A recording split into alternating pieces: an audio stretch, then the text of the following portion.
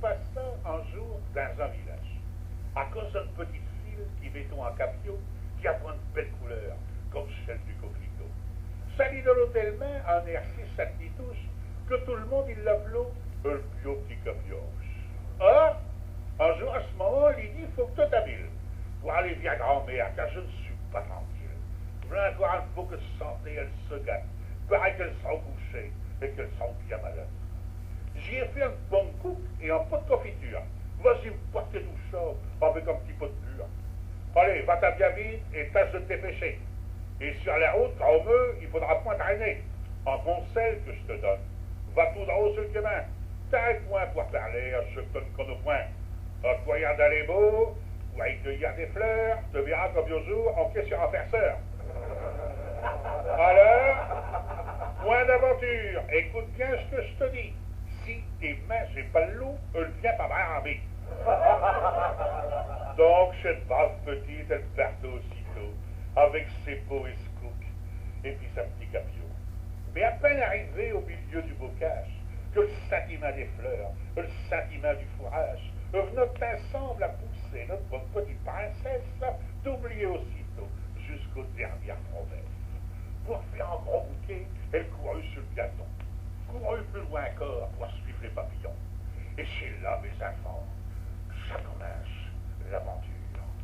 Planté derrière un arbre, tout drôle, comme une posture. Un loup qui l'attendait, un loup, un vieux roublard, un chef phénomène qu'on n'attend pas de le père. Quand il vit apparaître devant lui, ce petit tendron, ses deux yeux y ont fait tilt sur le cause d'émotion. De le sentir et de le vire, là, belle comme un amour, ce estomac qui est au vide, il nous fait en le tour. Elle est tout à croquer, tout de suite il ose au point, bien à cause des bûcherons qui travaillent dans le coin. Aussi, il y parle pour mieux faire connaissance et arranger sa cause en lui donnant confiance. Ben, qu'elle dit cette petite, je m'en vais chez une grand-mère, elle reste là-bas au bout, là, tout au fond de clairière. Sautant sur l'occasion, le loup est heureux, et il dit comme ça, un bas et à deux, tu passeras pas le chemin, mais je passerai pas le sentier, et on verra chez une grand-mère, c'est qui arrivera le premier. Sitôt dit, dans les beaux, il fila à 4 avec ce que tout traite, faisant feu des 4 pattes. En vitesse pareille et en courant de la sorte, il arrive au le choquer, et il put go à la porte. Top, top, top, qui est là? Répondit à voix douce. Eh bien, chez lui, mes mères, chez le petit capio rouge. Ah bon, ah ben te v'là quand même, ah ben te v'là. Ça que sur le chemillette et une bobinette qui rare. Quand le loup y rentra, pauvre mémé, en sans doute, 2 minutes, monte à main, elle passa pour le casson.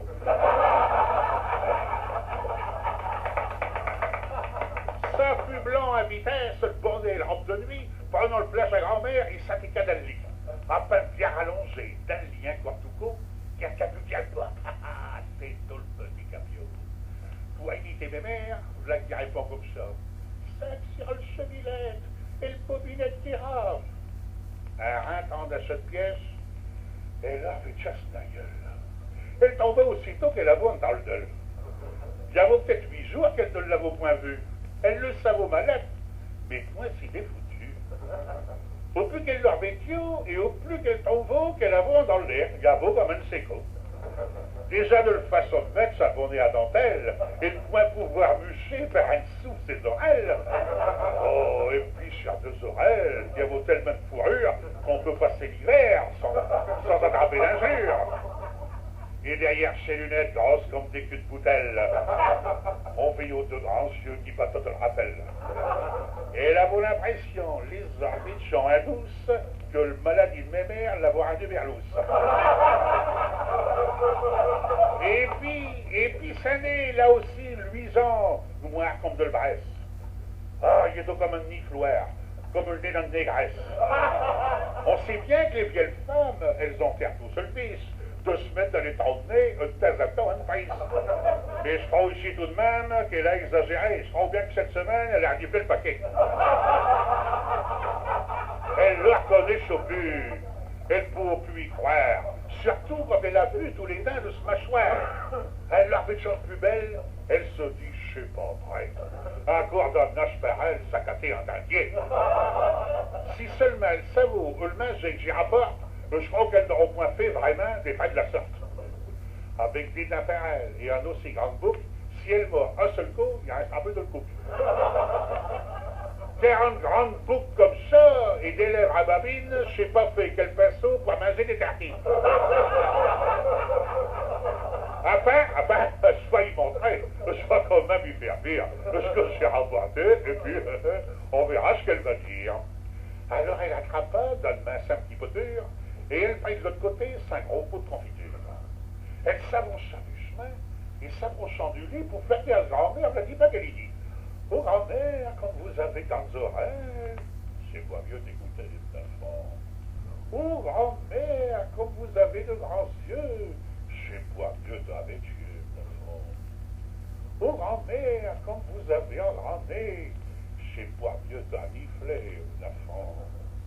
Oh grand-mère, comme vous avez des grandes dents, c'est pas mieux de manger.